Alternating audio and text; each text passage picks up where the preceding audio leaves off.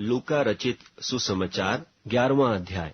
फिर वह किसी जगह प्रार्थना कर रहा था, और जब वह प्रार्थना कर चुका तो उसके चेलों में से एक ने उससे कहा, हे प्रभु, जैसे यूहन्ना ने अपने चेलों को प्रार्थना करना सिखलाया, वैसे ही हमें भी तू सिखा दे।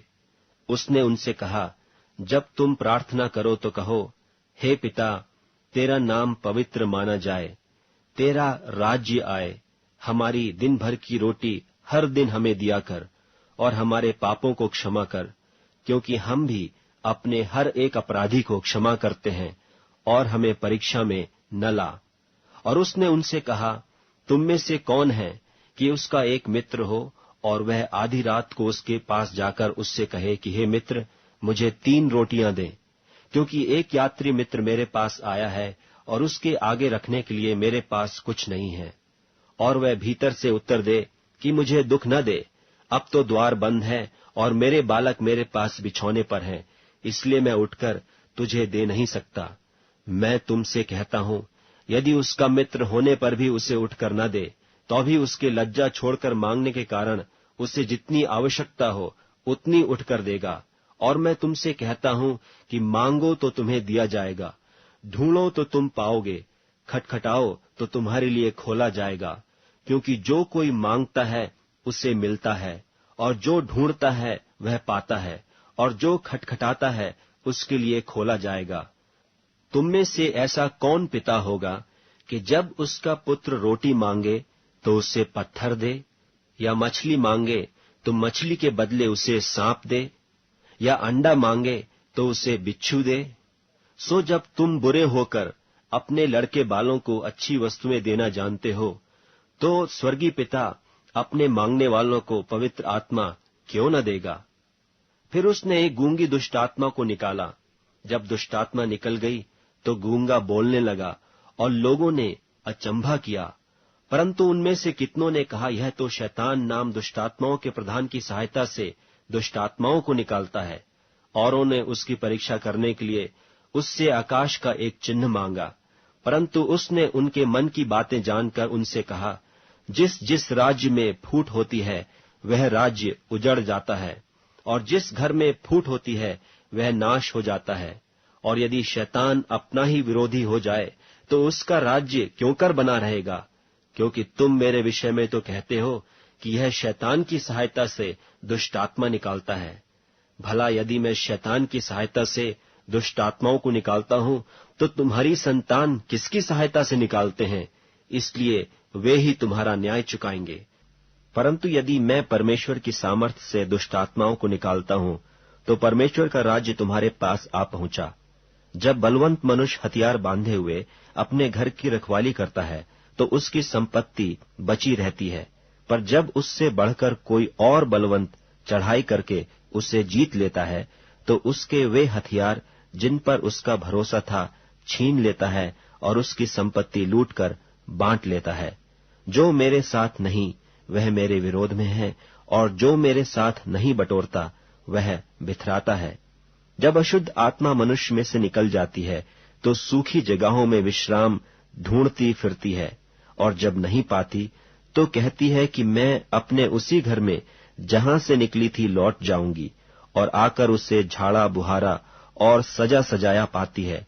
तब वह जाकर अपने से और बुरी 7 आत्माओं को अपने साथ ले आती है, और वे उसमें बैठकर बास करती हैं, और उस मनुष्य की पिछली दशा पहले से भी बुरी हो जाती है। जब वह ये बातें कह ही रहा था, तो भीड़ में से किसी स्त्री ने ऊंचे शब्द से कहा, धन्य वह गर्भ जिसमें तू रहा, और वे स्तन जो तूने चूसे।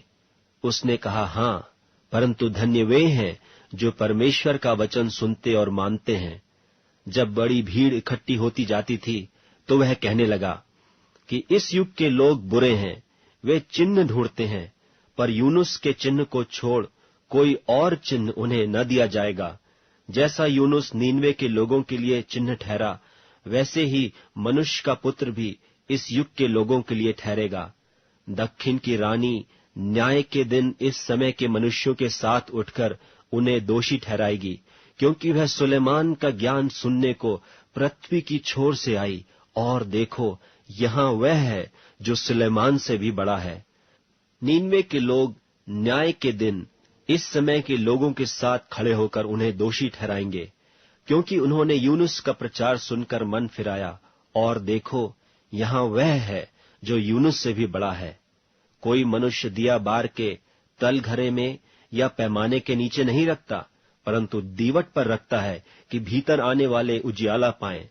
तेरे शरीर का दिया तेरी आंख है, इसलिए जब तेरी आंख निर्मल है तो तेरा सारा शरीर भी उजियाला है, परंतु जब वह बुरी है तो तेरा शरीर भी अंधेरा है। इसलिए चौकस रहना कि जो उजियाला तुझ में है वह अंधेरा न हो जाए। इसलिए यदि तेरा सारा शरीर उजियाला हो और उसका कोई भाग अंधेरा न रहे, तो सब का सब ऐसा उजियाला होगा जैसा उस समय होता है जब दिया अपनी चमक से तुझे उजाला देता है।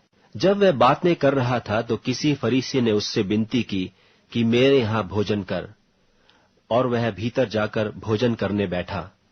फरीसी ने यह देखकर अचंभा किया कि उसने भोजन करने से पहले स्नान नहीं किया। प्रभु ने उससे कहा, हे फरीसियों, तुम कटोरे और थाली को ऊपर ऊपर तो मांजते हो, परंतु तुम्हारे भीतर अंधेर और दुष्टता भरी है। हे निर्बुद्धियों, जिसने बाहर का भाग बनाया, क्या उसने भीतर का भाग नहीं बनाया? परंतु हाँ, भीतर वाली वस्तुओं को दान कर दो, तो देखो, सब कुछ तुम्हारे लिए शुद्ध हो जाएगा। पर हे फरीसियों, तुम पर हाय, तुम पुदीने और सुदाब का और सब भांति के साग पात का 10वां अंश देते हो, परंतु न्याय को और परमेश्वर के प्रेम को टाल देते हो।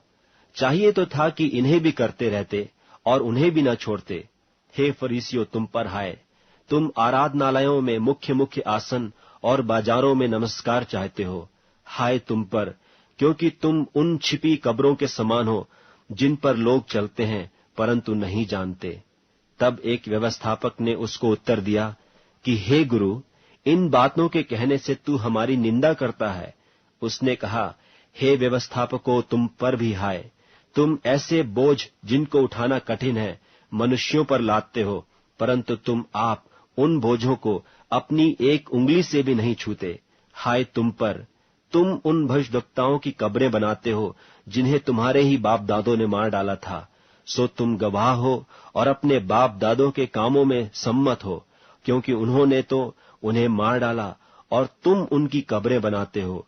इसलिए परमेश्वर की बुद्धि ने भी कहा है कि मैं उनके पास भविष्यद्वक्ताओं और प्रेरितों को भेजूंगी, और वे उनमें से कितनों को मार डालेंगे और कितनों को सताएंगे, ताकि जितने भविष्यद्वक्ताओं का लोहू जगत की उत्पत्ति से बहाया गया है, सबका लेखा इस युग के लोगों से लिया जाए।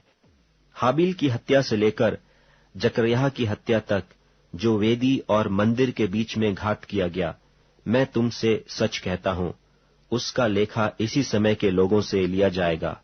हाय तुम व्यवस्थापकों पर कि तुमने ज्ञान की कुंजी ले तो ली, परंतु तुमने आप ही प्रवेश नहीं किया और प्रवेश करने वालों को भी रोक दिया। जब वह वहां से निकला तो शास्त्री और फरीसी बहुत पीछे पड़ गए और छेड़ने लगे कि वह बहुत सी बातों की चर्चा करे, और उसकी घात में लगे रहे कि उसके मुंह की कोई बात पकड़ें।